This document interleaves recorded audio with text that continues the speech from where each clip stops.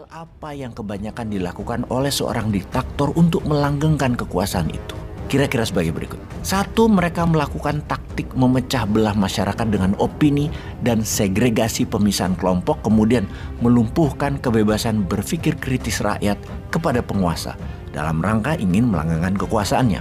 2. Memelihara pertentangan golongan atau kelas sosial, elitis versus rakyat kebanyakan misalnya. Taktik adu domba, sehingga masyarakat berhadapan satu sama lainnya, saling curiga mencurigai. 3. Menguasai sumber informasi seperti media cetak atau media elektronik, kemudian menutupi info kebaikan lawan politiknya, di mana lawan politik yang dicitrakan sangat buruk dan juga diciptakan sebagai musuh bersama. 4. Tidak pernah mengakui kesalahan, apalagi meminta maaf. Walau banyak kesalahan dilakukan, namun tetap tutup mata, tutup telinga. Dan siapa yang menentang atau berani menyatakan dirinya salah, orang itu pasti akan mendapatkan hukuman. 5. Hukum tidak berjalan sebagaimana mestinya. Tajam ke bawah, tumpul ke atas. Tajam ke lawan politik, tumpul ke kroninya. Lembaga hukum dikebiri hanya sebagai alat kendali lawan politik atau penekan yang beda pendapat.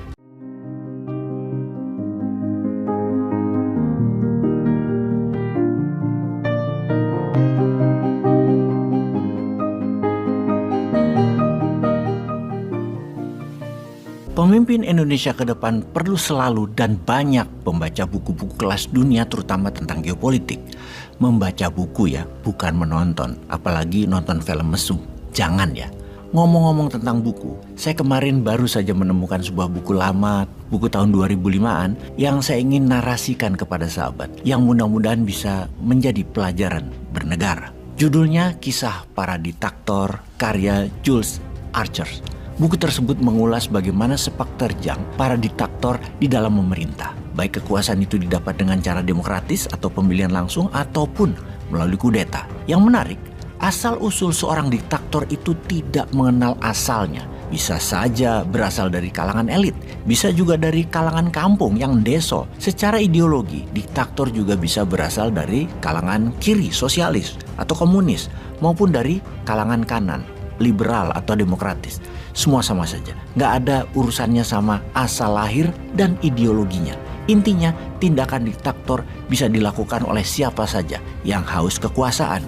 Orang-orang yang dikatakan melakukan tindakan diktatorship seperti Franco dari Spanyol, Juan Perón dari Argentina, Salazar dari Portugal, Fidel Castro dari Kuba, Diaz dari Meksiko, Mussolini, Stalin dari Rusia, dan lain sebagainya. Itu asal-usulnya beragam dan ideologi politiknya juga beragam. Cara mengambil kekuasaannya juga beragam. Ada yang demokratis, ada yang dikudeta, dan ada yang mengkudeta. Jadi isi buku itu saya coba sarikan kepada sahabat semua. Hal apa yang kebanyakan dilakukan oleh seorang diktator untuk melanggengkan kekuasaan itu? Kira-kira sebagai berikut. 1. Mereka melakukan taktik memecah belah masyarakat dengan opini dan segregasi pemisahan kelompok, kemudian melumpuhkan kebebasan berpikir kritis rakyat kepada penguasa dalam rangka ingin melanggengkan kekuasaannya.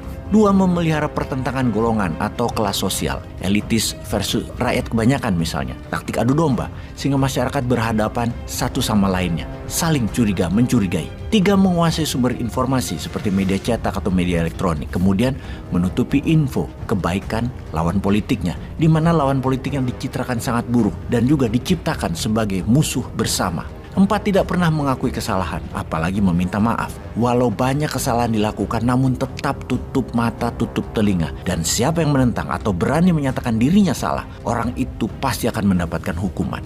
5. Hukum tidak berjalan sebagaimana mestinya. Tajam ke bawah, tumpul ke atas. Tajam ke lawan politik, tumpul ke kroninya. Lembaga hukum dikebiri hanya sebagai alat kendali lawan politik atau penekan yang beda pendapat.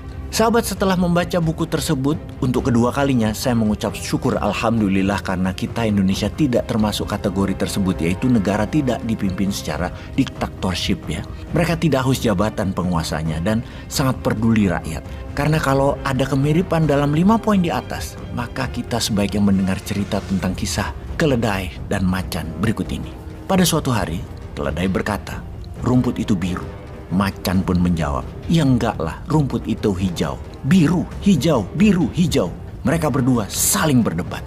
Keduanya berdebat dengan panas, penuh emosi, yang kemudian keduanya mencari jalan tengah. Keduanya akhirnya menghadap sang Raja Rimba yang terkenal adil, sang singa. untuk memberikan jawaban mana dari mereka yang benar. Raja Rimba, sang singa, sedang duduk di singgasananya di atas bukit, mendengarkan dengan seksama ketika sang keledai berteriak, "Yang mulia, apakah benar bahwa rumput itu warnanya biru?" Sang Raja Rimba menjawab, "Benar, rumput warnanya biru." Kemudian keledai itu maju lebih depan lagi ke hadapan sang raja dan berkata, "Itu macan tidak sependapat dengan saya dan mengatakan rumput itu hijau.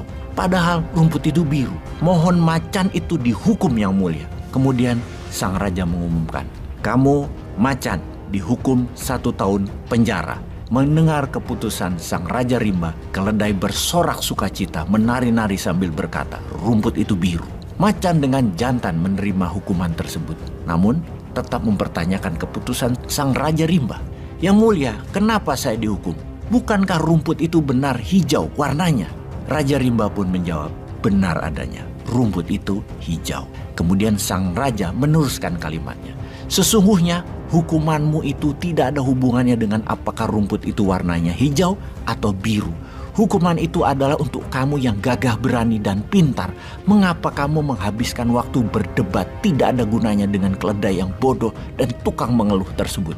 Sungguh, sebuah kebodohan untuk berdebat dengan orang bodoh. Kedunguan hakiki menyia-nyiakan waktumu untuk berdebat dengan makhluk fanatik buta yang tidak peduli dengan kenyataan dan masalah sebenarnya. Kamu tahu kebenarannya bahwa rumput itu hijau, namun kamu terus berdebat dengan mereka yang peduli hanyalah pokoknya khayalan dan kebenaran dirinya yang harus diikuti semua orang. Mendiamkan makhluk seperti itu adalah kebodohan hakiki yang kamu lakukan. Mereka itu makhluk yang penuh dengan ego, penuh dengan kebencian, penuh dengan ketidakpercayaan diri. Yang mereka inginkan adalah untuk menjadi selalu benar walaupun mereka itu salah. Mereka haus perhatian, mereka gelisah dengan apa yang mereka punya, dan mereka takut diambil haknya oleh orang lain, padahal mereka mengambil. Kamu dihukum karena ketidakpedulian kamu akan hal yang lebih penting.